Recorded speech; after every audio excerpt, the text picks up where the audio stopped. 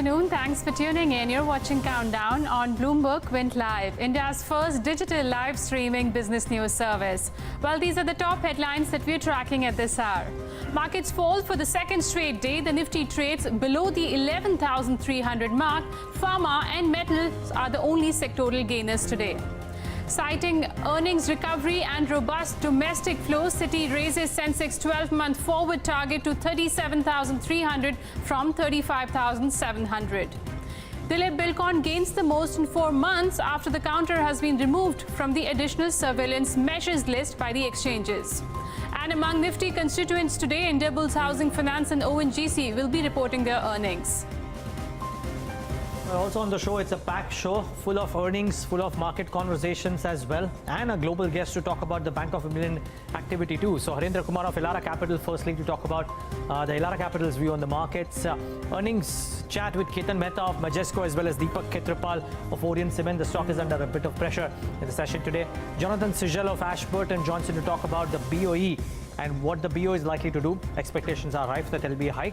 And the domestic market chat with Abhijit, Phatak as well as Hadrien, Mendonca, who will talk about the charts, and Sharmila, Joshi would talk about the fundamentals, as would Mayuresh, Joshi a bit later on in the show. But what are the markets up to? Well, there's a bit of pressure on the index now, not largely led by the Nifty Bank, because all three indices are trading at almost the same level, 0.6% down. And the last few points have not come off because of the banks, but because of other stocks. Bring up the heat map, and you will see what I'm talking about. Yes, there are financial names like HDFC and others which are putting pressure. Kotak Bank is down too, but Bharti Airtel has lost 3.5%. Reliance Industries is about 2% lower. Maruti 1.5% lower. So non-banking names too, which are putting some serious pressure, and which is why, while the market breadth on the Nifty may look okay, or the breadth on the Nifty may look okay, there's some serious pressure out there because heavyweights are correcting.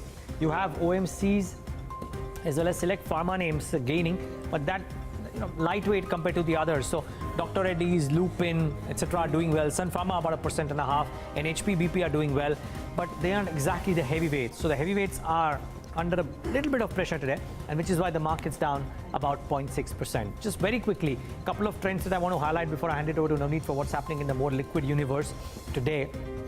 And just look at the gainers. The list that is out of the additional surveillance measures, be it Venky's, be it Dilip Bilkon, Himadri Specialty Chemicals, a clutch of names out there which have done extremely well for themselves in the session. Their volumes too higher. Paper stocks, and Agam was talking about these in the morning. Numbers for some of these are okay. Ever since ITC's numbers have come out, I think this entire basket has done very well for itself. So up in today's session as well for the likes of TNPL and Built, etc. And what's lost out, aside of Motherson Sumi, is L&T Technology Services, and veering close to the price or the offer price or OFS price that was announced on the exchanges yesterday. But Navneet, what about the more liquid universe? Well, Neeraj, for indices like Nifty and Bank Nifty, which have been trading around their all-time high levels, there is some profit booking which is definitely kicked in right since yesterday. So today also Nifty, Bank Nifty are seeing cuts of nearly 0.6%. But let's just pull up the futures. The premium on Nifty futures has surged to almost 36 points, but you can see there is no fresh addition that has come in on the future side, as the open interest largely remains flat. But for Bank Nifty, where there was long unwinding seen for the last two sessions where open interest was falling, today we've seen OI surging nearly 7%. But remember, towards the end of the session, we usually see these are the intraday positions which get unwound. So let's see what's the final number there. But in terms of options data today, the put writers so far are not running for cover. Otherwise, that would have been a sign of worry. So even if you look at the Nifty option strike, 11,000 put, which is sitting with maximum open interest, that's seen a mild shedding today of almost 2.5 lakh shares as of now. But on the call side, we've seen some bit of addition coming in for out of the money strikes like 11,003, 4 as well as 11,500. But on the put side, 11,200 is the one where some bit of addition seen to the tune of almost 3 lakh shares. For Bank Nifty, watch out for level of 27,300 on the downside, because that put strike for today's session has been quite active. So let's see if the expiry happens above that mark. Currently, Bank Nifty comfortably trading around the level of 27,400. In terms of stock futures, pull up PTC, well, a stock which we usually don't pull up for F&O securities. Nothing much has happened if you look at the stock price, but just want to highlight that the open interest today actually has surged quite sharply, and the volumes on, look at that, 31% higher, futures trading at a discount, and even the stock may not have moved, but if you look at the volumes on the cash side, they appear to be on the higher side. That's the AVAT function of Bloomberg, which is predicting today's volume. The blue line is the 20-day average volume that we've seen, and the white line is today's volume line.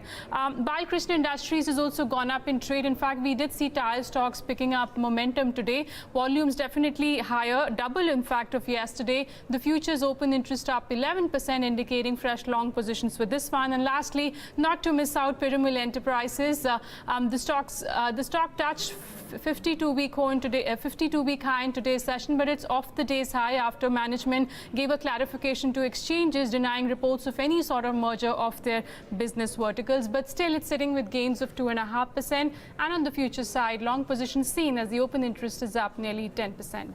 By the way, Pfizer numbers are out, and that stock too, the profit I think is up about 60%. As a result of that, Pfizer is up about 4.5% in the session today. Strong reaction to what's arguably looking like a fairly decent quarter, volumes too fairly high. Well, Elara Capital came out with a note on the 31st of July, which is about 3 days back, and they spoke about how the government action which has impacted market and the earnings which have seen a strong start could well do the trick for the near term. They prefer large cap and quality mid cap to the other stocks. So let's talk about all of this and more with the Managing Director of Institutional Equities at Elara Capital, Harendra Kumar. He joins us right now on the show. Harendra, good afternoon and thanks so much for speaking to us at Bloomberg Quint. This is Neeraj here. Your headline says that it's been a strong start to FY19, 4% beat compared to your estimates as of 31st July. With a couple of weeks still left, your universe, what's the kind of earnings growth that you are penciling in Q1? And does that change materially or alter materially the kind of estimates that you would have had for FY19 at the beginning of the quarter?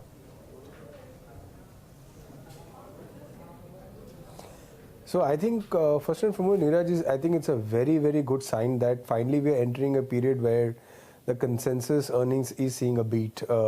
And it's coming after so many years, where the street has lagged or even fallen behind the actual earnings. So that is a very, very positive sentiment, which also means that, the subsequent quarters, market buoyancy on the back of good earnings expectation is going to remain buoyant. I think the Nifty earnings is closer to mid-teens, slightly higher for the year, and I think that will be sustained. I think banks per se, which are nearing the end of the NPA cycle, will start to pitch in. This is currently being, weighing on the earnings. And third, I think the weak rupee expectations or trajectory will play on the earnings for tech and metal stocks. So all in all, I think the earnings are on a good footing and should show a resilient trend for the next 24 months. Interesting. Well, yeah, and I admit that the start has been good as well. You've mentioned in that note, Harendra, your team has mentioned about how the couple of key announcements that have been made in the month of July, which is the MSP and the GST rate rationalization, could both have material impact. Now, the GST rate rationalization, I believe, has a bit of an immediate impact as well. But let's talk about the MSP. Does that firmly put stocks with which benefit out of the rural theme into focus for the next couple of quarters at least, if not more? More than that, actually, Neeraj, why the market actually bounced so decisively on the MSP announcements and GST is not per se on what actually it does to the company bottom lines, but that the government is responsive to the stresses that are emerging in terms of its vote banks. If you see, the market trajectory had started correcting after the Gujarat bypolls, Gujarat elections and the UP bypolls. So inherent fear had started coming into the market space on the strength of the Mahagathbandhan and potentially whether BJP is going to win again. I think with these two missives, the government has shown that they are in control and they are trying to win back wherever areas of circumspection was emerging. I think so these two moves actually reset the market risk premium slightly lower. That was one point. Secondly, of course, the rural as a theme is so massive. The kind of stimulus that's going into the rural areas, I think it's a sustainable story for the next 2 to 3 years. Be it rural roads, be it MSPs, be it rural electrification. I think consumer electricals, cement, so a lot of these varying sectors are playing up on the rural side. I think they're just gaining traction, and I think you have a good 2 years to go in these spaces. Hi Harendra, good afternoon to you. Well, we did see RBI hiking rates for the second consecutive meeting yesterday, but tell us, your report indicates you do expect upside risk to inflation of nearly 50 to 60 bips with regard to the MSP hike, and since that has flown in now, do you think the rate hike cycle is over, or we could see more hikes from RBI in the subsequent meetings also? I think for now there is, but it doesn't in any way wish away the risk of an upside trajectory on the rate front. So which necessarily means is, that the inflation and a currency is going to be on the weaker side. So we would like to play on that side in terms of a portfolio strategy without second guessing on where inflation is moving. So it's definitely not moving downwards. So, it's better to be away from interest rate sensitive stocks such as NBFCs, or for that matter, OMCs, or some of the highly levered names. Let's talk about the changes that Elara has made to its model portfolio. I can see increased weightage towards stocks like Hero Moto, Tata Motors, and you also like large cap and also quality mid caps. And we've seen good amount of correction coming in, Harendra, for a lot of these mid cap stocks. If you could take us through where the weightages have been increased and which are those quality stocks in the broader markets that you guys like. Yeah, so like we mentioned, Hero MotoCorp is clearly a beneficiary of the rural play. The stock had come off after, Bajaj indicated it's cutting rates on the lower end of its product basket. But what we've seen is, they've done it historically and had zero impact on Hero MotoCorp. So the pricing had become very attractive. The PE is mid-digit. The quality in Hero MotoCorp over decades has been very, very good. But what we see on ground is that, the mobility as a preference at the village level actually has sprung up. Given the good rural road condition, the mobility of the villagers to go to the urban centers, work and come back is very, very high. So we see a renewed impetus on the volume growth numbers. So the cushion on Hero MotoCorp is extremely high as a stock. On Tata Motors, clearly now the stock is down from its peak of 50-60%. In fact, you check on the Bloomberg ratings, we were sell from 500. So I think we played the down cycle properly. We estimated the stresses on raw material costs and profits. But I think now it's coming to a value zone. A lot of investors are happy to hold on to the stock and potentially wait out the recovery, even if it means immediate downsides. I think this preference by investors means that the company or the stock is it's closer to its bottom. A lot of inner changes that is happening. So I would say that Tata Motors being closer to the bottom, it should be a stock that should look forward for the next 1 year. Harendra, we've seen more than 50% of the Nifty earnings coming back. If you could tell us, what was your EPS estimate at the start of the year, and post these 30 to 33 companies now which have come out with the numbers, have you changed the EPS estimate that you had given in the start of the year? No, I think we have some more, 50% of the Nifty earnings are yet to come out. We potentially take that call after the earnings season is completed, and also weighing on the subsequent quarters in terms of where the margins and the top line is growing. As of now, we're holding on to the numbers, and I think though we were higher on the street, I think closer to 17-18% for the Nifty earnings, we would want to hold on to that level and see where it goes as of now. Harendra, I'm taking this discussion back to the point where we started off the conversation with, does the move like MSP, which you believe shows that the government is cognizant of what's happening to serious vote banks or places where stress is emerging, does all of this lead you to believe that the semi-finale before the grand final in May, which is the 3 state elections, things were looking like they would have gone downhill, and the BJP is trying to mend them or stem the rot as we see, and they might be succeeding at that? And the market perspective, of course, along with it. Actually, absolutely, I think that is one key variable. And if you also look at where the recent campaign trail is leading, I think the pivot and key swing state remains UP. The sentiment out there is turning for the positive for the incumbent state government, given the infrastructure projects and the measures around the sugarcane farmers as well.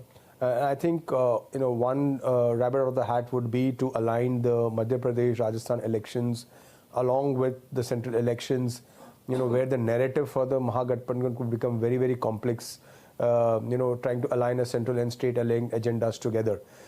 So that's one of the theories that we are working with, and that could potentially work in favor of the incumbent central government. So the works are in place, and I think that coupled with the ground level work that the government has done, which we've seen it on ground on our visits to 250 villages, I think it's quite encouraging. So I think closer to the elections, I think the risk around the incumbent returning back to power will cede, and that will act as a tailwind to the markets. Okay. My final question, Harendra, if you would, I'm just looking at the list of names where you guys believe that you have either increased weightage or decreased weightage, and you've increased your weights to companies like Hero MotoCorp, Tata Motors, Heidelberg, HCL, which is arguably the cheapest of the large four IT companies, and SBI, again, corporate-facing banks, seems to suggest that you are now looking to hunt for value within the large cap space as well, and not paying higher valuations for growth, which has been visible thus far. Absolutely. I think the one big theory, of course, we are moving to inflationary cycles, and the weak rupee tailwind will continue. That explains our overweight stance on technology. We spoke on cement. I think cement is in a deep value space, and we also spoke about housing for all, which is gaining a lot of traction. The numbers for cement companies are very encouraging. I think the trend will continue for 3 quarters. And I think the ownership of domestic mutual funds is quite weak out there. So they will be chasing into this space. And that's how the structure of the portfolio has been aligned. Okay, Harendra, we leave it at that note. Appreciate you joining us today and taking us through the house view as to what sort of stocks you guys have increased weightage in and which are the spaces that you guys are bullish on. Appreciate you joining us today. Have a good day. All right, moving on to earnings. Majesco has seen a close to 50% jump, I believe, in its first quarter profit on sequential basis. I think the profits are coming at about 14.9 versus 10 crore, which was seen in the last quarter. Let's discuss the quarter gone by in more details with Ketan Mehta, who's the CEO of the company. Hi, Mr. Mehta. Good afternoon to you. Tell us the cloud business where company was trying to increase its revenue contribution from. How did that pan out during the first quarter of FY19? What percentage of revenues this time came up from that business? So cloud business continued to grow as we expected. That's part of our strategy, and we are continuing to get the traction in our cloud business. Now, during the first quarter, cloud business accounted for close to 36% of our total revenue, which is a significant growth. It used to be 26% of our revenue a year ago. So a significant structural change. On a year-on-year basis, the cloud business grew by 74% for the revenue compared to the same quarter last year. So a significant growth in our cloud business in line with our strategy. Interesting. If I look at the console numbers, Mr. Mehta, there has been a decent performance on the operational front as well. Is this due to currency tailwinds, or are there other factors at play? No, in addition to currency, it's also as we increase the cloud part of the business, it improves which is a higher margin business, and that shows the improved profitability of the business. So even if we look at in terms of dollar terms, we continue to see an improved profitability. And we expect now this quarter, I'm happy to see a double-digit adjusted EBITDA margins. And as the cloud increases as a portion of our business, we expect to continue to see improvement in our profitability. And what's the potential deal pipeline with regard to cloud during the quarter? Did you win any new contracts? Yes, we won a couple of new contracts. We announced one deal which is a large TPA who has selected Majesco's platform for implementing number of different lines of program business. But in addition, our pipeline is looking very, very good. In fact, we have seen over 40% increase in our pipeline during the last quarter. So our cloud business is getting traction. Which is also noteworthy is that during the quarter, we launched our new digital-first platform, which is multi-tenant only cloud platform, and which sets us apart from many of our competitors in the industry. And we see a very good initial reaction of the platform. So we expect to continue to see this momentum in our pipeline as well. What do you expect the success of this platform to do for the rest of the year, Mr. Mehta? I mean, and what kind of clientele, or what's the size of the potential clientele that comes in as a result of, not necessarily just this one platform alone, but the access that it gives you? So we are actually finding the traction in the cloud business across all tiers of insurers. Obviously, it is very attractive for the lower tier or mid-tier sized insurance carriers. But what increasingly we find a trend that number of large tier 1 companies have a greenfield operations, and they use our platform to quickly launch new products or expand into different territories or execute a new greenfield ideas. So we have seen increase in our pipeline coming from the greenfield segment of the market as well. We also find that digital first as a new platform has an appeal again across the board, both from a large carriers in their greenfield operation as well as the mid-sized carriers. And post the launch, we have seen a pretty good traction in terms of interest from both sides of the carriers. Does the decline in or a potential decline in the on-premise revenues get negated by the uptick in the cloud revenues? And part 2 of my question therefore would be, for either the calendar or the financial year, as the case may be for you as a company, what's the growth in cloud revenues do you anticipate? I don't know if you already answered that, but I've missed it. If you would want to reiterate that point. Sure. No, I did not answer before, but we continue to see this is a transition of our business model which we have been undergoing over the last 2 years. So if you see quarter over quarter, we had a decline on-premise revenue and increase in cloud revenue, which we have been experiencing as a business over the last 2-year period. That trend I expect to continue. So if I look at last year, our on-premise business has gone down by 7.5% compared to the same quarter last year, and cloud business has increased by 74% in the same period. And we see that type of a trend continue. And this is a strategic shift of our business model from on-premise business to cloud. Cloud provides higher recurring revenue, higher margins, and we are competitively well positioned in this side of the business. So I expect to kind of see this transition of the business model continued over the next couple of years. Mr. Mehta, your EBIT margins have seen expansion on sequential basis by almost 100 bips to around 6.7% for the current quarter. If you could tell us for FY19, what's the guidance with regard to the EBIT margins? Can we expect in the current range of 6 to 7, or there could be more upside in the subsequent quarters, considering you guys have been getting more contracts on the cloud side of the business?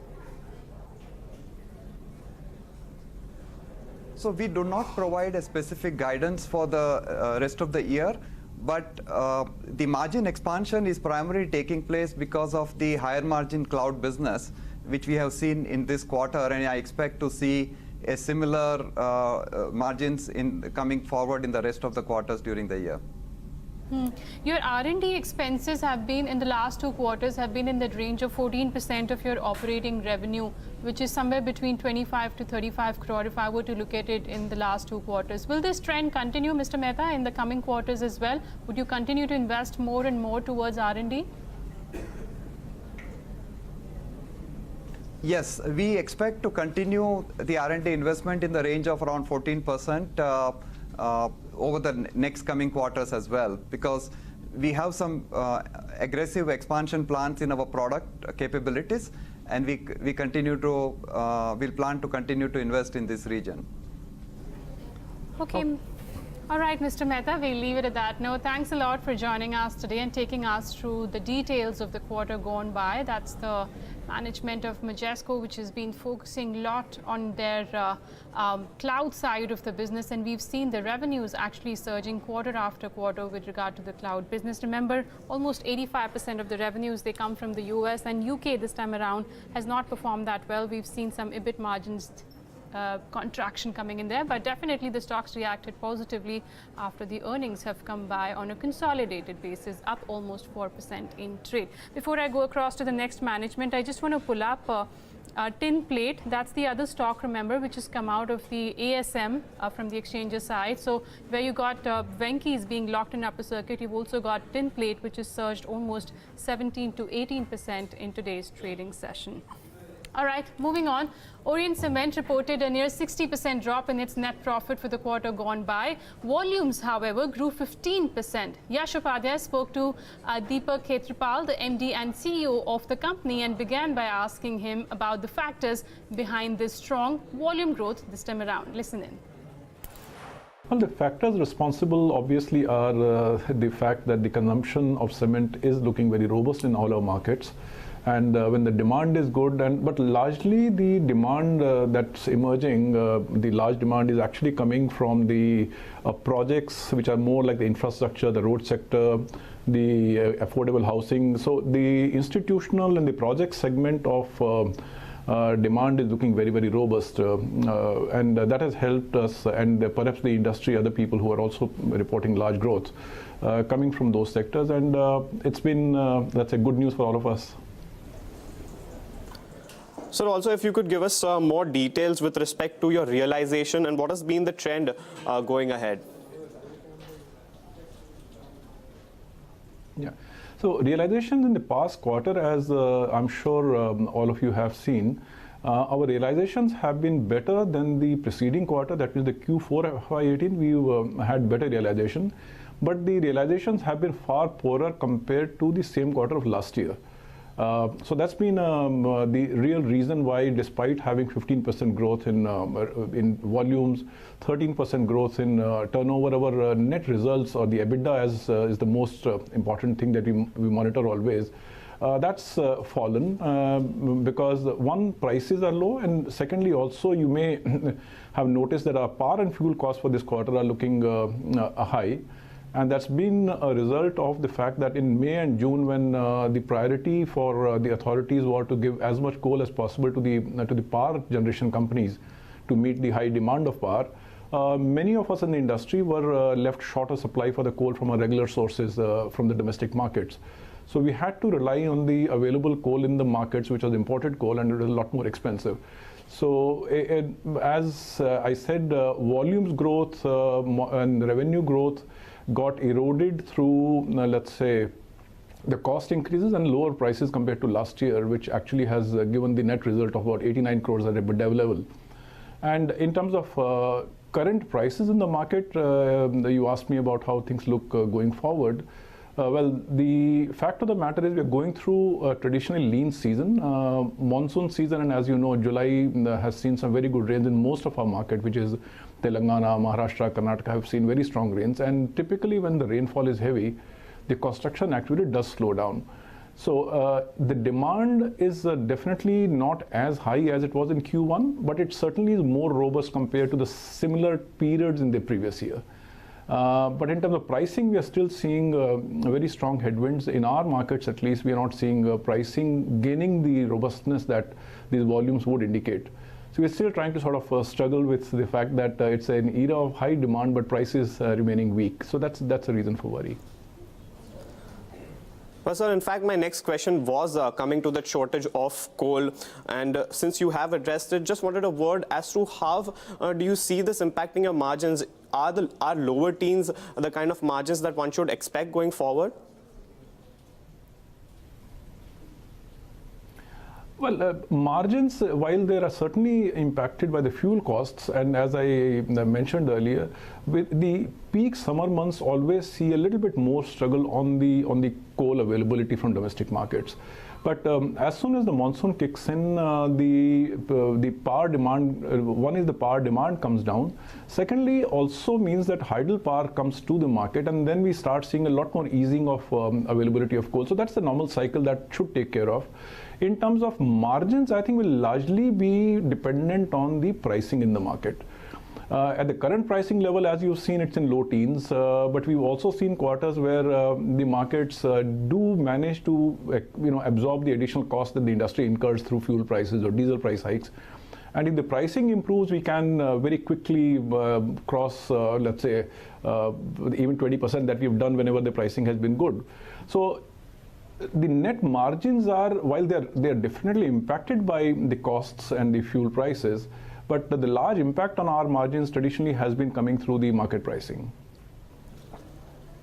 Right, sir. And a word on the demand. You've mentioned that it is slightly better as compared to the similar period last year. Where are you seeing this demand coming in from, say, over the next 3 to 4 quarters? Well, we all know that the demand largely in our, let's say, sector is coming from infrastructure projects, which are largely government sponsored, if not government funded. And all these are, let's say, very, very large projects, which seem to be really have a good momentum over the next 3 quarters. We do believe that this demand will stay robust. Post-monsoon, hopefully, we are also expecting that demand recovery should also happen in the, at least in the rural and semi-urban areas of private housing, where I think with all the support that the rural markets are getting from, let's say, from the minimum support prices of agriculture having gone up, from all the other measures regarding health insurance and all that the government has taken, all this means there is more consumption power being left in rural markets. And rural markets, actually, when they consume more, they typically go to the semi-urban markets to source their needs. So rural and semi-urban economy should see a strong improvement post-monsoon. That's what our expectation is. So beyond the ongoing strong demand from infrastructure and projects, we are we are actually expecting that the post-monsoon, the demand from rural semi-urban pockets for private housing should become also very strong. Well, that's the conversation with Orient Cement. The stock's been under a bit of pressure in the session today, as is the markets, by the way. We're now trading at the lowest point of the day, I would reckon, for the Nifty for sure. Even for the Nifty Bank, this is about the lowest point of the day. Third day in a row now that we've had some pullback. I'm so glad. Day before yesterday, in the closing show, we were talking about whether people should take off some of the bets on the Nifty Bank because that was looking wobbly ahead of the policy, and it has certainly wobbled. I know the arguments will be that this around the levels at which would have been anticipated, but hey, 0.8% today, about 0.7% yesterday, about 0.3% the day before. It's about a couple of percentage points lost on the Nifty Bank. Let's talk about this and more with our two experts. Abhijit Phatak of Definedge Solutions with us on the show.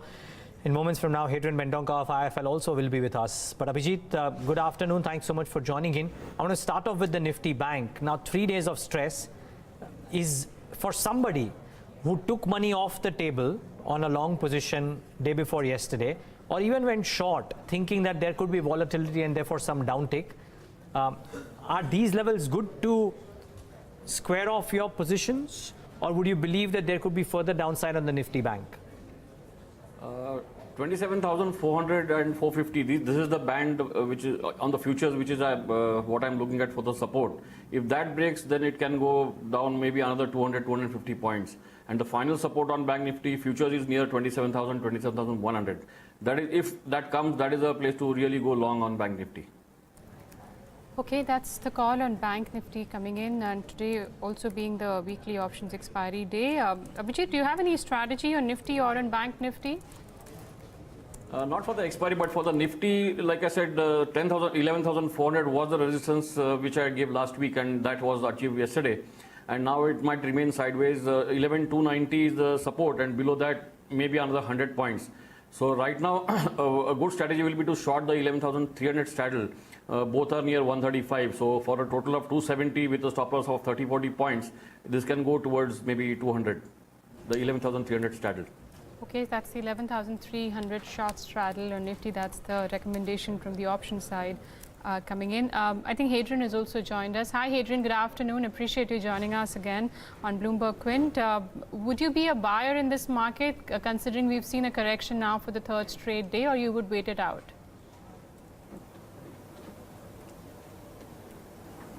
No, I'll definitely not be a buyer at these levels. I mean, we have seen a doji, in the Nifty in the previous session. And the best part about the doji is that we've seen a follow-up and we've slipped below the lows of yesterday's doji, which means that definitely there's going to be, selling pressure in the near term. Long positions should actually, try and unwind at these levels and would be short. And I think 11,185 is a very important gap, which we saw was formed in the previous week. I think Nifty would make an attempt to, come and fill that gap, and that support is around 11,185. Now, in case we do not, find a support even at 11,185, then I think max to max we would see 11,100. And I would definitely be a buyer on a Nifty at around those levels. So right now I would not buy. In fact, I would, if I did not want to short, I would stay out. But if I'd want to short, I'd definitely go ahead and remain short at Nifty and expect a target of 11,185 on the downside. Well, in fact, we've been tracking global cues. There's weakness seen across the board. Asian indices were down, and I think the European indices are also seeing some sharper cuts today. So DAX showing a downtick of nearly 1.5%. FTSE CAC have also seen cuts of almost 0.5%. Remember, the European markets will be in focus as Bank of England meets today to decide on their monetary policy. Expectation is that there could be a hike, but we'll get to that. Let's get you first some trading strategies from our technical experts. Hadrien, I'll come back to you. In terms of stocks, what are you betting on? Yeah, so as the index are showing signs that they're going to see a little bit of small price correction going forward. I think there'll be a lot of stock-specific action in the mid and small space, even if you see today, both these indices are outperforming the benchmark. So I think we have two long positions and both are in the mid and small cap space. So first is long on MCX. We are seeing a double bottom breakout. I mean, look at the time the stock has spent consolidating. It's almost 1.5-2 months now, and after such a consolidation we are seeing good price movement with good volume backup. I think the MCX should be definitely buy at these levels for a target of 940 and keep a stop loss at 870. Second stock is Manappuram Finance. Again, after a long time of consolidation, we are seeing a very good channel pattern breakout on the daily charts. I think one should even go ahead and buy Manappuram Finance at these levels for a target of 120. Keep a stop loss at 102. And mind you, both these strategies are not with a day or two perspective. They are delivery-based strategies for a week or two. Okay, well, Hadrien has been, for lack of a better word, behind MCX now for the last 2 or 3 days, and the call is working out very, very well. Kudos, Hadrien, there. Abhijit, what are your stock recommendations for this afternoon?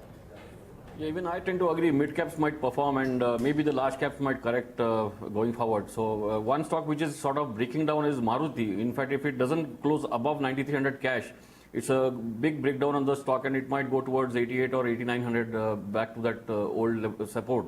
And if it breaks 8,800, it might go towards 8,500. Maruti is looking quite bearish.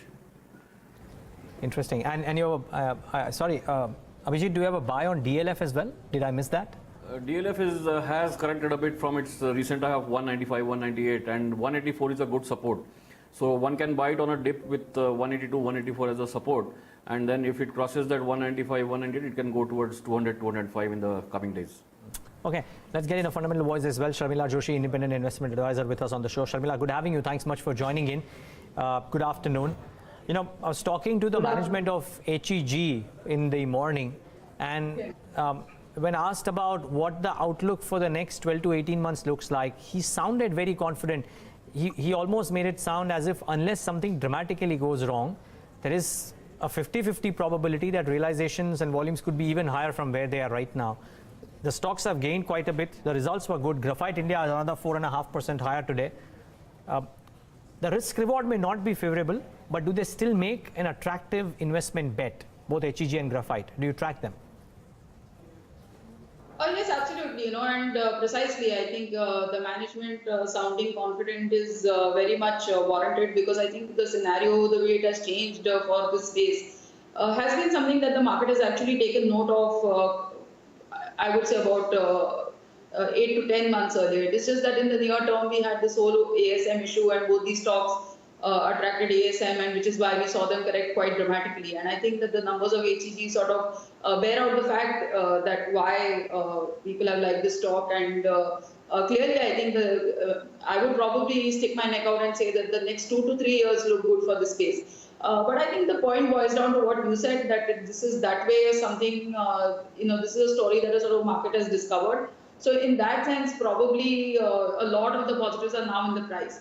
But to stay invested, I think definitely, and I think track the space, because I think if you continue to see a good price appreciation, I think these markets will continue to give you good returns. Okay, well, clearly good performance seen from HEG. The stock's also doing pretty well. It's up 2%. Remember, it's already run up a lot in the last 12 months. As you can see, 8 times returns is something what we've seen from HEG. Sharmila, the other stock, XL Crop Care, the news came in last evening that they would be merging with their promoter group entity, that's Sumitomo Chemical Company. They were already the promoters of the company. Tell us, how will this merger change things for the minority shareholders in the company? Is it good or bad for them? I think it's too early to tell really, because very honestly, I don't have too much information other than the fact that this merger has gotten the nod. And then if you see the valuations of the stock, I think a lot of positives are again in the price. So I think to take any further call, I would really require a little more information. I'm sorry. Okay, that's the view coming in on XL Crop Care. But shifting focus back to markets, just few stocks I want to put up. Aditya Birla Fashion Retail. Remember, the earnings had come out yesterday, and the stock is doing pretty well in today's session. At least it's up almost 12 to 13% in trade. And also something like Indigo, that's bounced back quite sharply. Remember, post the earnings, we had seen a sharp correction for Indigo. And also something like Steel Authority. This one comes out with its first quarter numbers tomorrow. So ahead of the numbers, Steel Authority is also sitting at days high level of nearly 4.5%. Sharmila, any thoughts? Has Indigo bottomed out considering the correction that we saw post the earnings, or there's more pain left here? I think probably a little more pain left, because I don't think that I think the numbers sort of reflected the pain that is going on in the sector. I think the good news has been that we've seen a bit of a cool off on crude prices, but I think in terms of the market share and how they are going to really be pricing, because what we've also seen is that there was actually a correction even in the number of people who fly, sort of, and that too in the month of May, which would probably be the best month for them. Though within that space, Indigo numbers didn't really show a decline, but some of the other airlines certainly lost a little bit of share.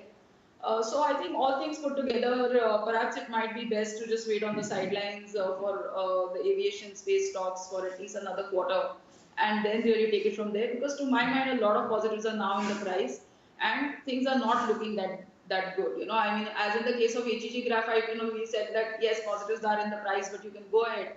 But here I think that perhaps it might be best to be a little cautious and just to see how the numbers pan out for the sector, and then take a call from there. Okay, Sharmila, so if you were to put fresh money to work, would you save it for Monday for the HDFC AMC, or would you put some money to work right now into some other stock? Yeah, I think it's best to start investing now. You can wait for Monday, because today we look like we are going to get a weak closing, and let's see. I mean, it's a new week, so wait for that. Wait for Monday in that perspective. But I think HDFC AMC, from the looks of it, is going to have a really good opening. So it might be best to let this initial euphoria die down a little before you really jump in and take a call, because we've seen the subscription levels. But I do think that it might be time to sort of start deploying in stocks, especially in the mid-cap space, because I think that could be the space where you could see a little bit more of a rally.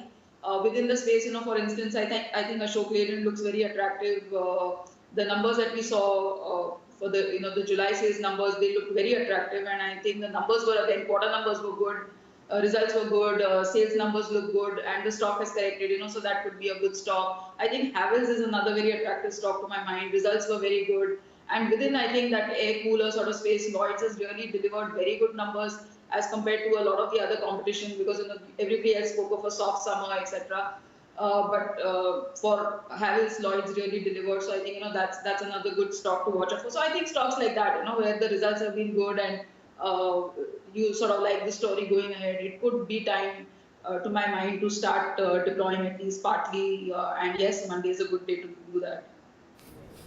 Okay, we hope Monday is a good day, and goes without saying, I think the street's already factored in, Neeraj. It's going to be a bumper listing for HDFC AMC. Yeah, the question mark only is whether the animal spirits stay true for post-listing as well, because it won't be a cheap stock on listing, assuming the 500 rupee premium does turn out to be true.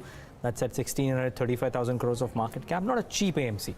That's the only point. That also reminds me, when Avenue Supermarts was getting listed, there were a lot of investors on the street who were saying buy even on the listing day if you were not allotted shares. But I think a lot of the investors were quite hesitant to go ahead, considering the listing was bumper. The valuations were on the higher side, but look at the returns, even that one's given. Yeah. So let's see even if HDFC follows that or not. Yeah, and there's some commonalities out there I have reckon. I mean, for example, Avenue Supermarts or HDFC Standard Life, for that matter, 81%, nearly 81% held by promoters. Yes, so free float is limited. Other institutions, large institutions, hold about 9-odd%.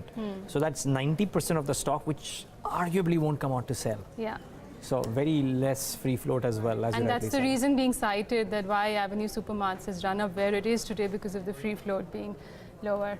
Okay, Sharmila, before I thank you, also want your view on the pharma stocks which are buzzing in trade. We've seen something like Piramal Enterprises. There was some buzz on the street that they could be demerging their business verticals, but I guess they've informed the stock exchanges denying that news. But besides Piramal, you've also got something like Divi's Laboratories, Stride, Schiessl, which have surged today. Anything in the pharma pack that you like? I like Shilpa Medicare. This is an oncology play, and they also have got some decent approvals, etc. So I think that's a decent stock to watch. And I think precisely, pharma seems to be taking it away today. And I think after a long time, we are seeing a fairly sort of the stock seem to stop and then again sort of take off again from there without correcting too much. So I think that's always a good sign. It seems that more and more buying is getting attracted towards pharma. So I would be looking at Shilpa Medicare. Okay, Shilpa Medicare is the pick from the pharma pack coming in there. But let's just get some technical views going. Balkrishna Industries, which we highlighted for you, the stock's been doing pretty well in today's session. We've seen some build up on the long side for the futures as well. Abhijit, if I could come to you at the current levels, the stock's up almost 4 to 5%. Would you, if somebody would have taken a long position, should they be booking profits, or do you expect more upside? Which stock? I didn't get the name. Balkrishna Industries. Yeah, it still has some time, some levels higher. It can go up another 3 to 5%. So they should hold it, maybe trail it with some stop loss, maybe a couple of percent below this current price. Okay. So that's one name. We was talking about pharma with Sharmila. I want to talk about pharma with Hadrien Mendonca. Maybe Hadrien, you gave me a stock, maybe you didn't, but 3 large cap names, all of which are doing really well today. Lupin, Reddy's, Sun Pharma. Give me one out of the 3. Yes, Neeraj, I was really hoping you would, put that question to me. And I really, want to say that the pharma index on the weekly charts is really, really broken out from a very beautiful declining channel pattern breakout. And you don't see such breakouts. These are very rare ones. I think pharma index is the index to be in going forward if you have a 6 to 9 months perspective. And all the 3 names that you've taken would be as the topics at the current moment, in my list. So I would be a big buyer in Sun Pharma. I would be a big buyer in Divi's Lab. In fact, Divi's Lab would be one of the high beta plays that I would really like. We are seeing a very good cup and handle pattern breakout. It's not yet happened, but it's on the verge of breaking out. So Divi's Lab is one more stock that I'm very bullish on. If you keep out all these names, 3 MNCs that are looking very, very strong, and they have not corrected along with the pharma. And I think these stocks will make even more money for all the investors. And those 3 are Abbott, Pfizer, and Sanofi. One can also consider allocating their money to these 3 stocks. They're pretty stable in nature. They don't correct much. And if you want to play high beta, of course, Divi's Lab is the one. Sun Pharma is the second. Okay, that's the pharma pack for you. Just pull up Marico. I think the earnings have come out. The net profit for the quarter is at about 256 and the revenues have come in at about 226 crore. As per the Bloomberg estimate, we were looking at a revenue of about 1,963, so that's a slight bit on the top line. The profits were expected to be in the range of 262, so just about in line. I would call it both top line and bottom line. I think the important number would be the volume growth for this one. However, the stock seems to be reacting on the downside from Marico. We still have to see how the margins have panned out. Remember, margins could have been under pressure. That's what most of the analysts were factoring in because of the higher input cost prices that we've seen, and the company's also taken certain price hike as well. So because of that, you'll also see the top line being impacted. We'll get you more details on that one, but as of now, Marico is seeing some bit of correction. Remember, the stock was also inching higher in the last few days ahead of the earnings. Sharmila, if I can take Marico to you, this was one stock, if you asked any analyst on the street, because it was underperforming due to higher copra prices, which have now started to come off. Looking at just the initial numbers, I know we don't have more details. Top line, bottom line, that seems to be in line, but margins and volume growth is the more important metric to watch out for. In the entire FMCG pack, in terms of valuation, do you think this is the stock which can give you better risk reward? Well, honestly, I think that two key numbers are still awaited, as you're saying, because the whole volume growth picture is what market has been really eyeing this time around for FMCG stocks, and we've seen a stock like Dabur getting rewarded when they showed a very, very healthy volume growth. So I think, that's the number that's awaited.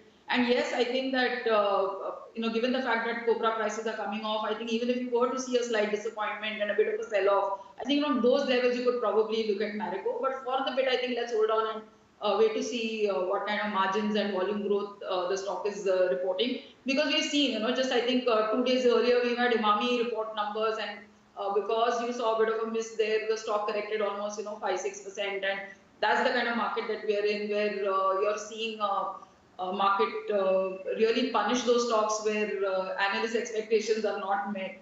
So I think let's just wait for that number. But that said, as I said, as we were discussing, if the stock corrects from these levels, then it would look attractive to buy. Well, it's looking like it will correct or it is correcting on the operational for operational reasons. That's one number that's below last quarter's numbers as well. By and large, the street doesn't seem to be too enthused with the numbers from Marico. Actually, Abhijit, is there a trade here? Very quickly. Problem is the stop loss is a bit far off. 375 is the level I was looking at, and it could not cross. So below that, it can go towards 325. So only question is how to provide a stop loss. So maybe the last, maybe today's high again a bit far off. So but it is a short right now. Short right now. Abhijit is not quite sure about the stop loss. Sharmila, Joshi, take a moment to thank you for joining in today and giving us your perspectives. Really appreciate your time. But after the Reserve Bank of India raised rates and Fed kept rates steady, the Bank of England is set to release its monetary policy later today. A Bloomberg survey expects UK's central bank to hike benchmark interest rates by 0.25 percentage points.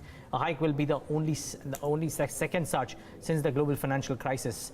But hey, is all of this priced in? Because to a lot of people's mind, such a move is practically fully priced in already, and therefore the price action in sterling would probably depend only on the signals. And from a market's perspective, again, nothing too dramatic expected. But let's pose that question to Jonathan Schiessl. He's fund manager at Ashburton, joins us right now on the show. Jonathan, good having you. Thanks so much for joining in. You think it'll be a 8-1, 7-2 vote in favor of the hike, and is that largely priced in?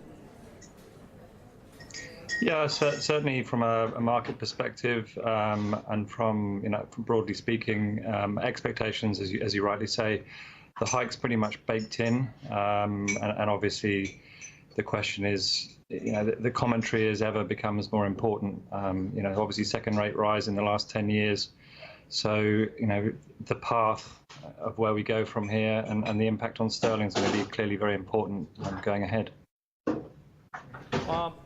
What's your sense? I mean, increasingly, safer, of course, the Indian central banker too, it was widely anticipated that there'll be a hike, and there's a hike that has come in. Commentary's been in line, not as large as the other banks, but I'm talking about the larger banks too. Fed is probably walked the talk. They've made it certain that September will happen, and that was largely anticipated. What do you expect the BOE will leave out in terms of signals? And is there a surprise element that is possible in this policy? I think, yeah, you could argue perhaps the RBI from a signalling perspective needs to sort of tighten up a little bit. I think if you look at the other major central banks, the Bank of England or the Fed, clearly the signalling has become incredibly important. And so from that perspective, I think the street isn't looking for necessarily a big surprise out there. I think these banks nowadays work very hard to try and avoid, unnecessary surprises. Whereas, I guess you could argue India in the past used to, surprise the street quite considerably. And I think they need to, particularly from an Indian perspective, where they seem to be more focused on, the outlook ahead, then they need to really focus on that communication. But no, we're not looking for any surprises. Jonathan, well, the expectation is that the rates could be hiked this time around by BOE by about 25 bips. And this is coming at a time when, if you look at the economic growth, which is not looking that great, it's been mixed, even if you have to go by the recent output data, factory output data, which fell to almost 16-month lows in the month of July. Having said all of that, let's say if the rate hike comes about, do you see more rate hikes in the subsequent meetings as well by BOE? I think clearly, as you mentioned, the underlying macro data and the underlying political situation with Brexit and certainly the whole global trade issues that seem to be bubbling up as well, then the hike, is it more about trying to stabilize the pound? I would agree that probably from a macro fundamental perspective on the UK alone, that really they should pause after this phase. The economy clearly, when you look at businesses certainly, and you increasingly see businesses who are still, not investing as such because of the uncertainty with the type of Brexit the country's going to get, then the data isn't that great. So I think if they rose now and then paused for some time to see what happens with the Brexit negotiations and a potential deal, that's of crucial importance to businesses and investment. And so, inflation, is it more due to commodity price rises, oil prices, etc., as opposed to, hot domestic demand, which is something we don't particularly see. So I think a long pause would be sensible. Okay, and you said the rate hike is largely to stabilize the currency. What impact do you see on British pound then? The pound was looking quite cheap, but again, the trouble is certainly with investment decisions of businesses going on, and clearly with the uncertainty around Brexit, the currency is going to continue to be fairly volatile with each piece of news. So it did stabilize a little bit, then it's come off again, and I think that's a pattern we'll see for the period ahead, where when news goes quiet, sterling could actually appreciate a little bit. But then, dependent on negotiation and each piece of news, the currency will unfortunately react either positively or negatively. Okay, Jonathan, we'll leave it at that. Thank you so much for taking the time out and being with us today on Bloomberg Quint India. That's the view from Jonathan Schiessl of Ashburton. Time for a short break on the note that the markets are 0.75% in the red. We come back, get you the Fab 4 stocks of the day. At 3:15, we tell you what dealing rooms are recommending in the session today, and then some closing strategies from both Hadrien and Mendonca, as well as Abhijit Phatak. Stay tuned to Bloomberg Quint Live.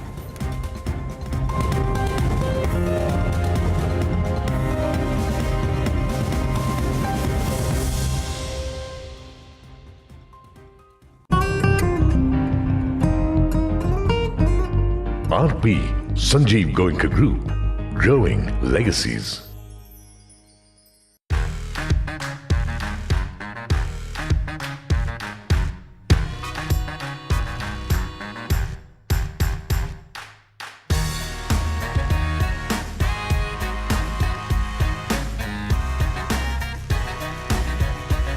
Anything and everything about your investments. We're just a touch away. Monday to Friday at 12:30 p.m. only on Bloomberg Quint.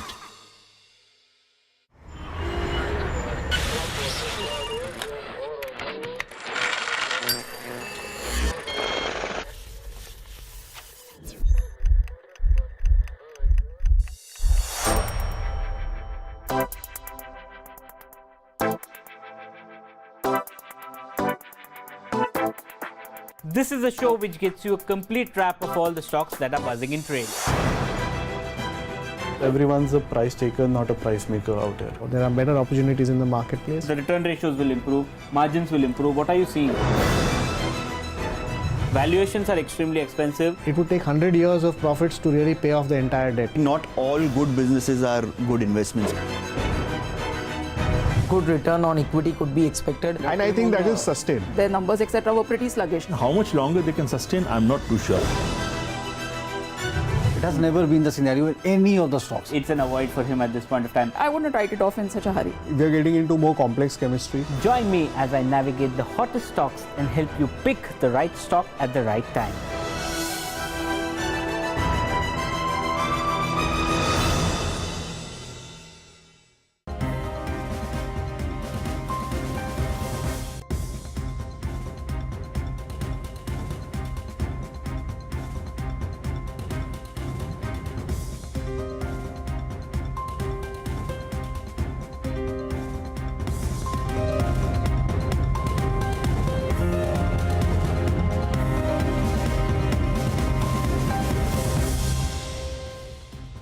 Welcome back. You're still watching Countdown with us. 28 minutes to go from markets to shut shop. And well, the correction continues. Nifty, Bank Nifty, both are right now trading with cuts of almost 0.8%. And I just want to pull up the Bank Nifty has also seen some correction. Remember, you could see more volatility for Bank Nifty. We highlighted European market indices for you. Remember, Bank of England meets today. So maybe there is some volatility ahead of that meeting. But clearly, it is the German index which has seen sharper fall in today's session, down 1.6%. But back home, pull up Balkrishna Industries. We pulled up this stock for you, and I think now it's up almost, sorry, that's Balkrishna Paper Mills, and we've highlighted that Industries is still up 4%. Paper stocks have been going up, but Balkrishna Paper has just gone up in the last half an hour of trade, 14% higher for this one. We'll get you some technical views going on a couple of these paper companies, but for the time being, let's get you the Fab 4 stocks of the day, and to take us through the same as usual, Yash Upadhyay joins us with his list. Hi, Yash.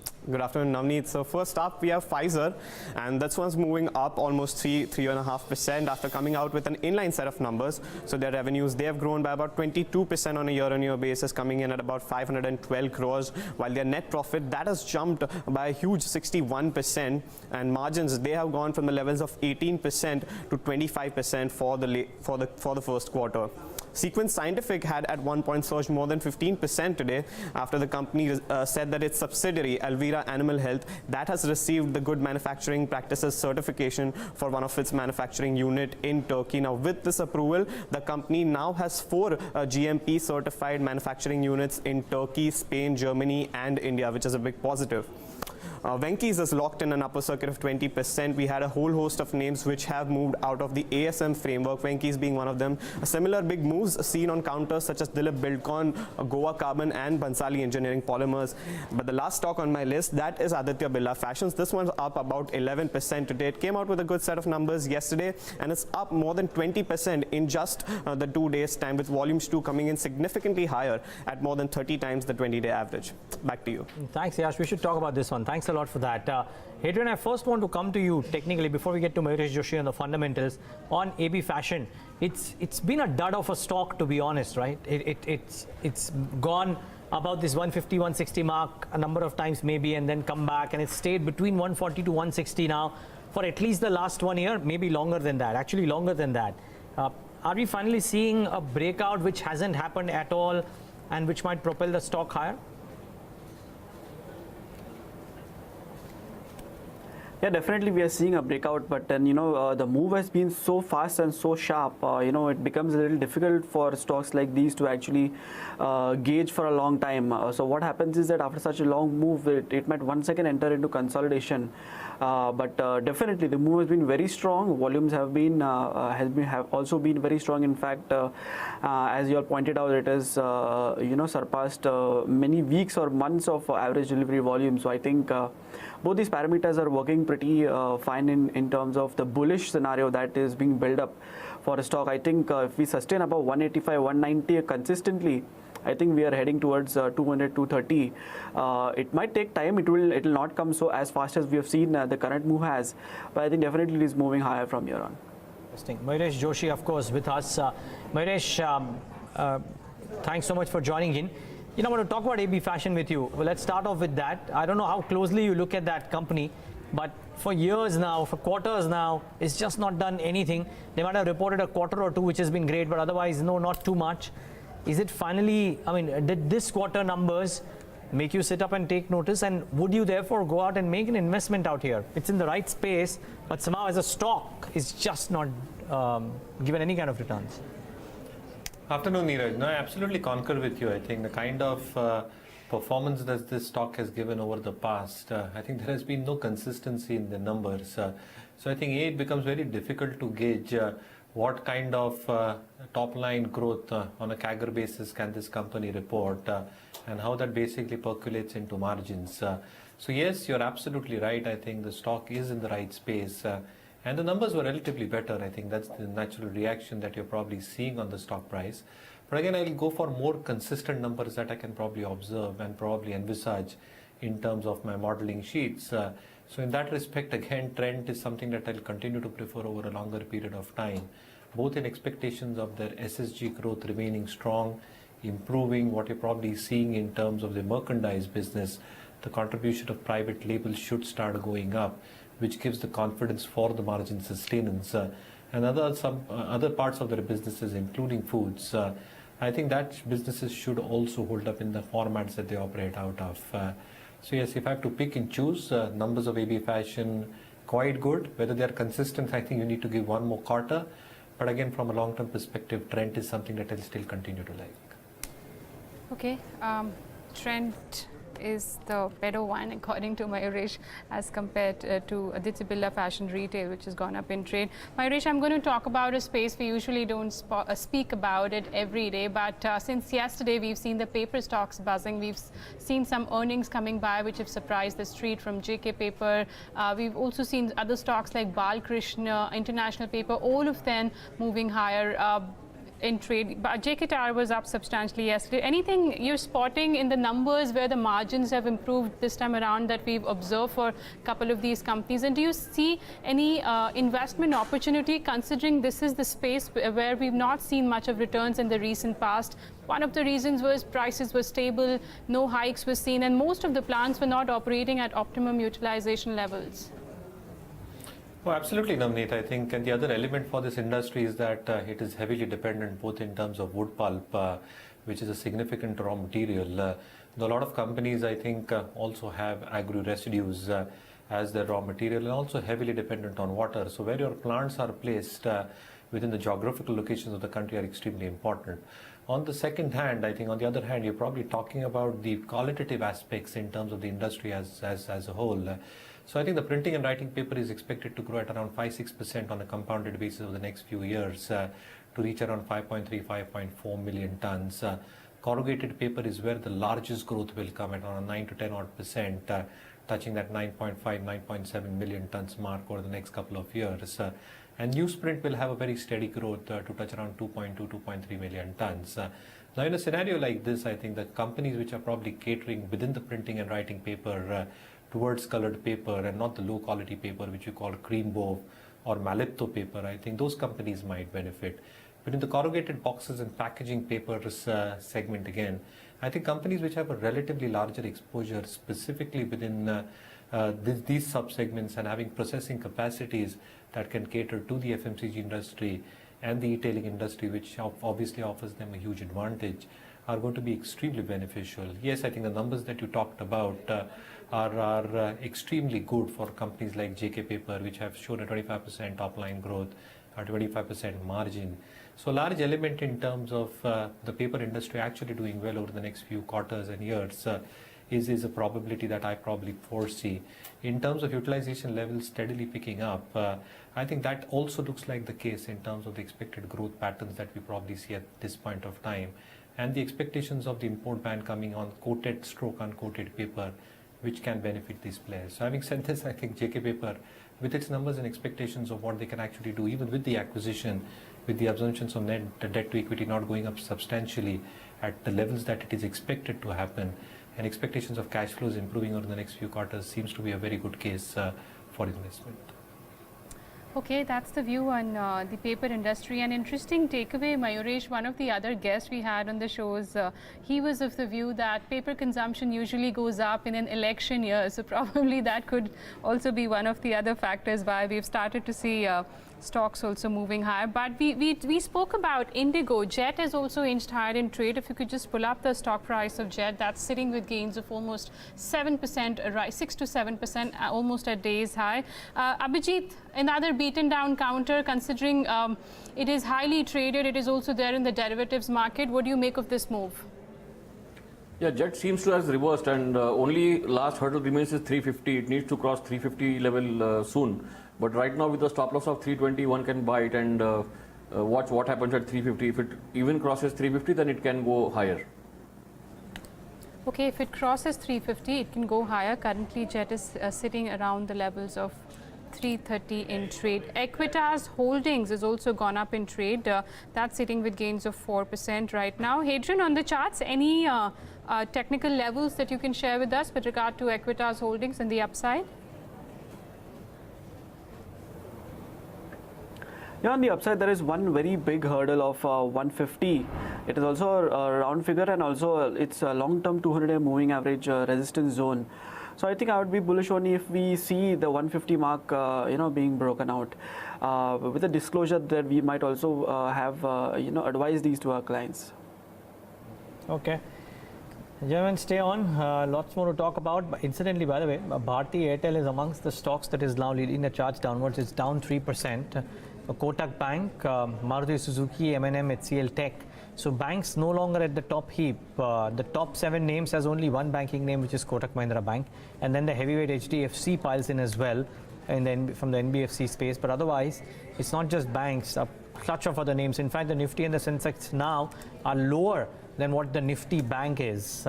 That's just the reflection of how some of the other spaces and other sectors and other stocks have now come in and lost fair bit of ground in the session today. Could there be stocks like ONGC, Tata Steel, Tata Motors? All of these are looking wobbly in the last half an hour, 45 minutes of trade. However, could there be stocks that could enter the ban or come out of the F&O ban tomorrow? Let's ask that to Navneet. Navneet, and what's the list looking like, if there is one? There is one stock, Adani Power actually, where we've seen a lot of build-up in the last few days. But if you look at the total open interest as of yesterday, as a percentage of market-wide position limit, it just missed out from entering into the F&O ban. 94.6. Remember, 95% is the limit when a stock enters. It's also trading with cuts of 4 to 4.5%. And as per the current data, there's been addition on the futures as well as a couple of option strike. So looks like it could enter into the F&O ban. The other one, same group company, Adani Enterprises. As of now, it is not showing that it will enter, but definitely that has also reached the 91% mark, the open interest as a percentage of MWPL. So keep an eye on Adani Enterprises. Looks like as of now only Adani Power, but that too is very close to entering Adani Enterprises. Not surprised it's from the Adani family. Do watch out for these names. Any trade that you can take in lieu of this, Hadrien?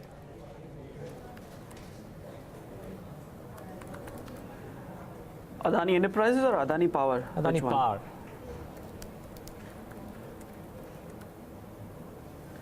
Okay, so actually I would prefer an Adani Enterprises because we are seeing good consolidation after a very, very smart long upswing that we have seen in the past 7 to 8 weeks now. So I think this consolidation, if it breaks on the upside, that is above the 195, 196 levels, I think it would sustain above the same on a closing basis. We are looking at a very, very smart flag pattern breakout.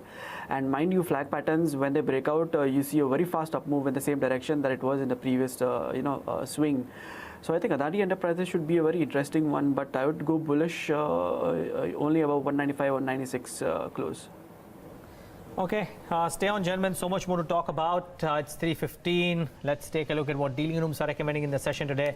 Yatin Mehta and Darshan Mehta are here with their channel checks. Good afternoon, both of you. Yatin, let's start with you first.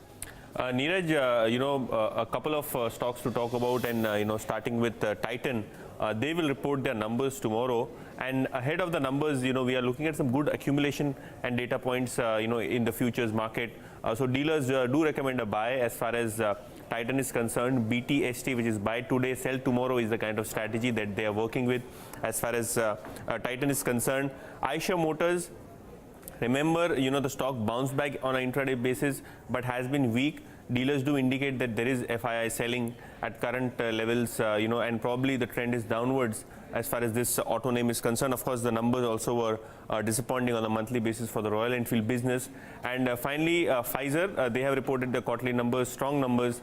Dealers do indicate that HNIs are buyer at lower levels, but Darshan has a few more stocks to talk about. Yeah, so one of the stocks that's been actively spoken about is Havells. It's up in today's trade. It's up almost 1%, hit the new record high in trade today. Has come off the day's high nevertheless, but dealers indicate that the momentum will continue.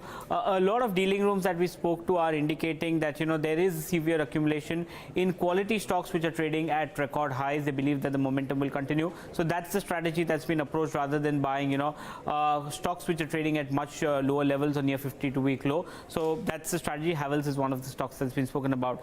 The other stocks that's been spoken about are two stocks in which HNIs have started accumulating today. Two counters which have fallen significantly, but now accumulation that is happening. Nagarjuna Construction Company and there is NBCC, in which both HNIs have been accumulating. And SAIL for one has done extremely well over the past few days. SAIL is up almost 4% in today's trade. A large domestic mutual fund is actively accumulating the metal counters. They're buying Nalco, they're buying Tata Steel, but SAIL is something that they have initiated positions in trade today. It's up on almost decent volumes. 18 million shares have already been traded.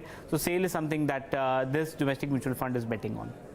Well, very, very interesting. It's also an idea at Alpha Ideas on Saturday. Darshan, thanks for putting that into perspective. Some upticks there on SAIL seen today. Mayuresh, that guy had some fairly interesting thoughts on SAIL. The cost per employee is coming off. The number of employees in SAIL are coming off despite the fact that their production capabilities are going up.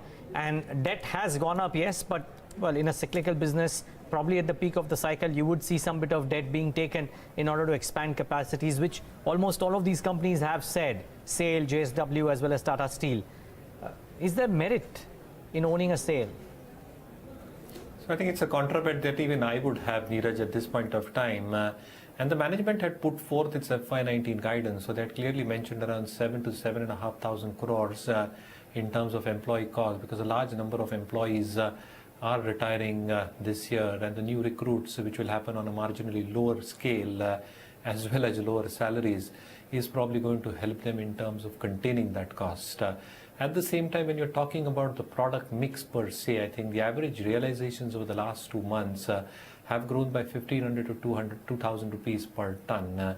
Again, I think the kind of linkages that one talks about, the iron ore mines in Mozambique, there the extraction is going to be substantially higher. So the dependence from one area, that was Australia, I think the de-risking happens on that front, which probably lends support in a scenario where realizations on the domestic front remain strong, and the expectations of EBITDA per ton improving gradually over the next few quarters and years, lending support to the bottom line probably helps and abets the overall balance sheet growth. The plants at Roorkela, Bhilai, ISCO, I think the production expected out of these plants and the management guidance of 18 million tons for 19, 21 million tons for FY20, even if they are able to achieve very close to their guidance numbers and expectations of realizations remaining strong, percolating into the return ratios, I think it's a contraband that even I would love to have at this point of time.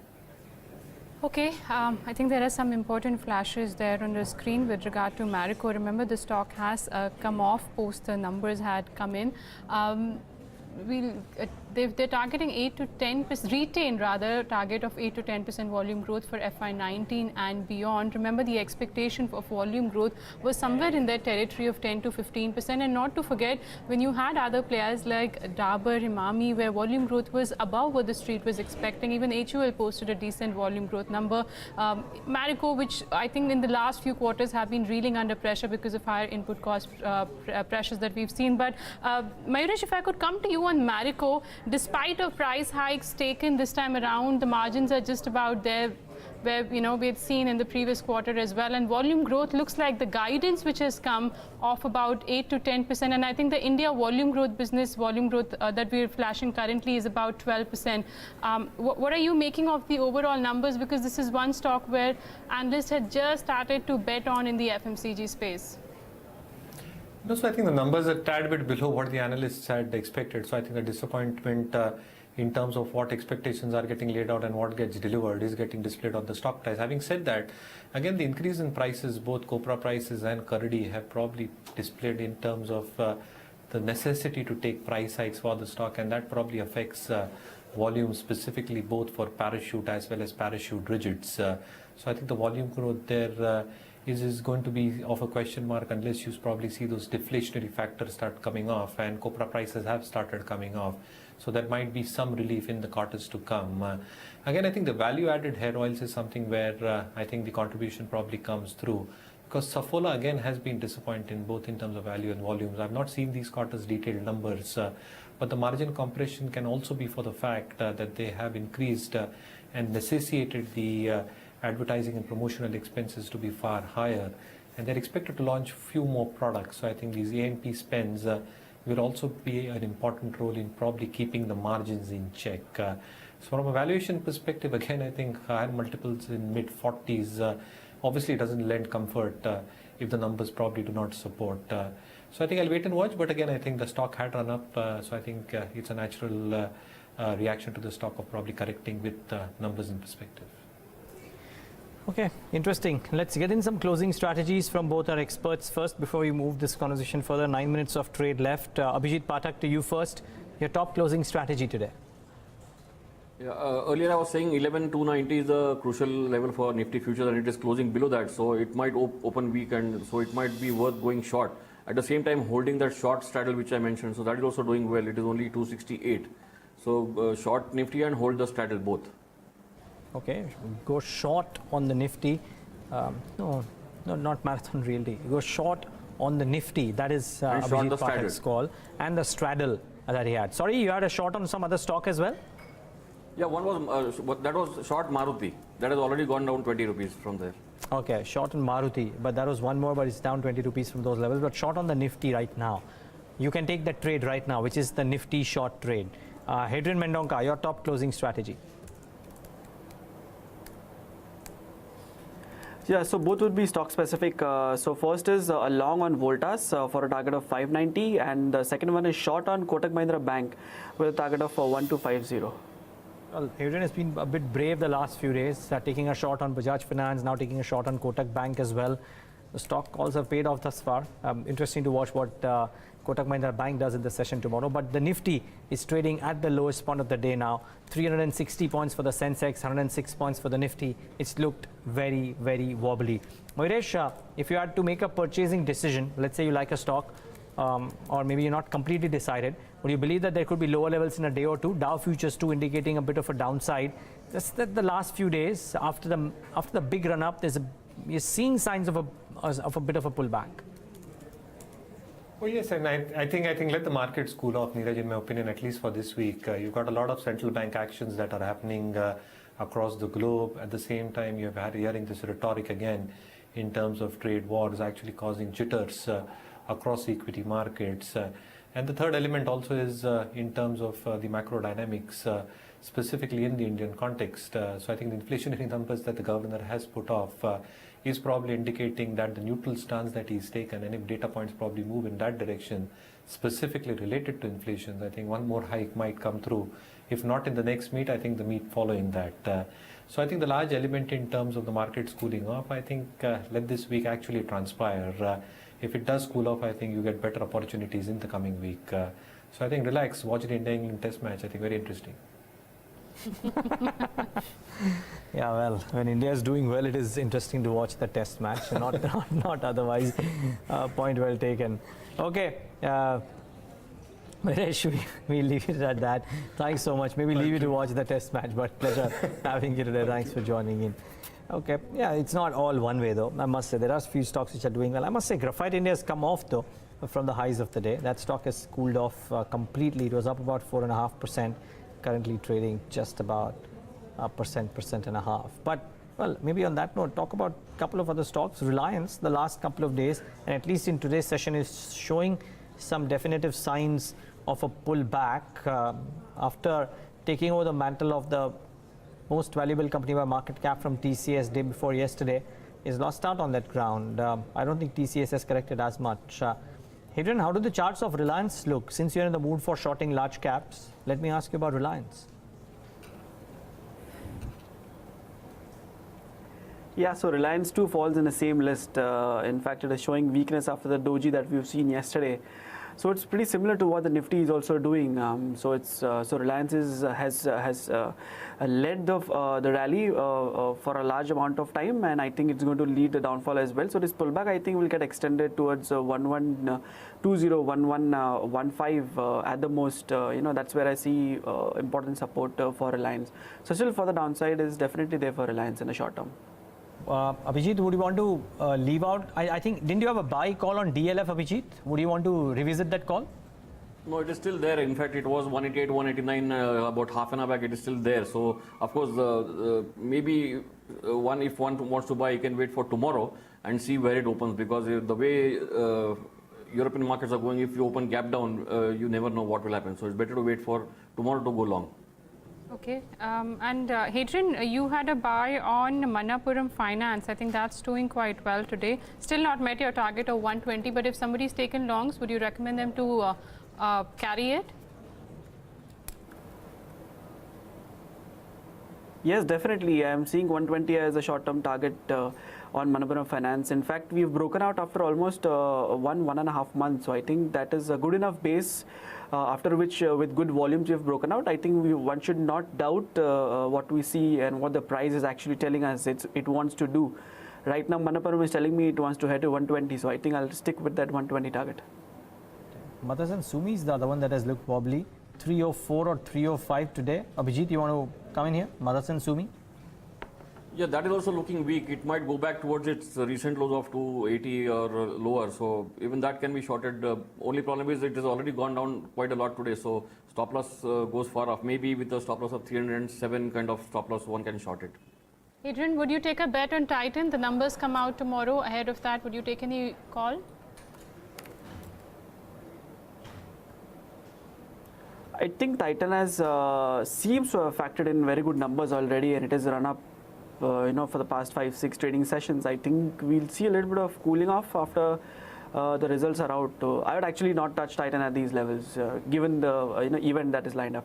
Okay, so not to touch ahead of the earnings is the call coming in from Hadrien and Titan at 9:22. The numbers come out tomorrow. All right, under 3 minutes to go for markets to close. Let's head across to Neeraj to find out how exactly today's closing is panning out. And not good, Neeraj. It's almost at day's low. I can see over 100 points cut coming in for Nifty. And the Dow futures 0.5% lower as well, Navneet. So the news from across the world also might not be that great. Let's wait and watch BOE decision later on today. So the European markets too would be on tenterhooks. So that will correct itself once the BOE decision comes out. But the mid caps and the small caps too, I think, would be under a bit of pain because the market breadth has shifted in favor of the declines. For the first time in a number of days, I believe the market breadth has not looked all that positive. No, well, the indices are still holding out. At least the small caps and the mid caps are, even if the BSE 500 isn't. But the market breadth has definitely turned in favor of the declines. Navneet will bring you up to speed with all of that. Let me talk about the large caps and see what's moved around today. The strength in Lupin, 2.5% higher. Pharma by and large has had a decent day, and all marketing companies have had a half decent day with the likes of HPCL, BPCL. Actually, when IOC was in the list, right now not in the top 10 gainers. HUL slightly higher in trade, but aside of that, not too great. So the defensive nature out here to the fore, at least in the gaining list. On the losing list, Bharti Airtel right up there.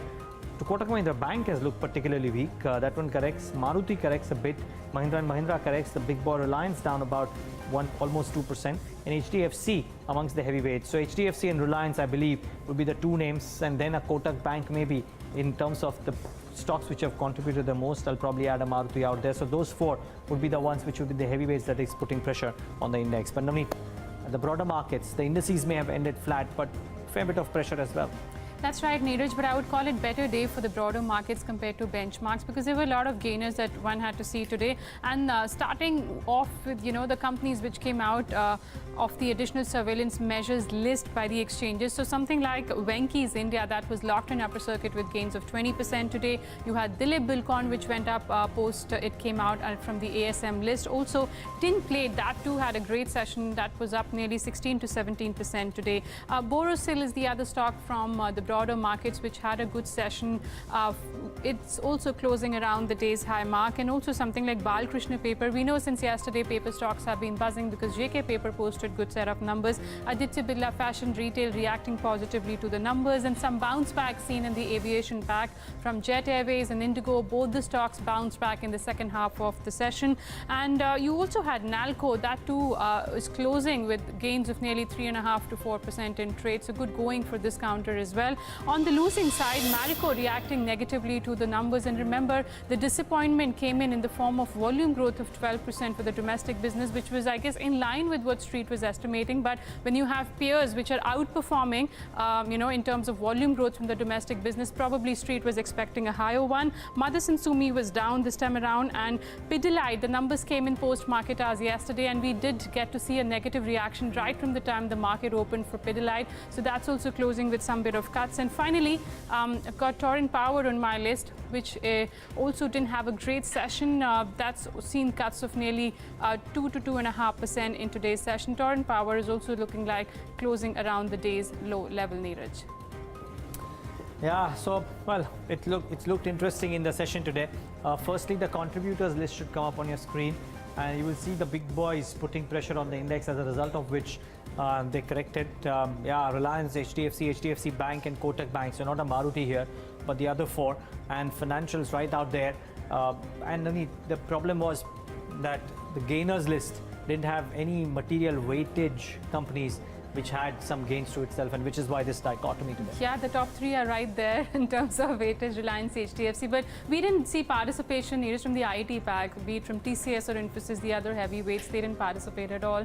And that's the total turnover. I think cash has been inching higher in that range of, you know, between 30 to 33 in the last few sessions. F&O is higher due to Bank Nifty weekly options expiry day. So participation, I'd call it, was pretty decent for the day. Yeah, the market breadth turned adverse during the close. So keep that at the back of your mind right here. Yeah. Just turned a bit adverse. Actually, it recovered quite a bit, I must say, from the start of the trading day, but still marginally in favor of the declines in the session today.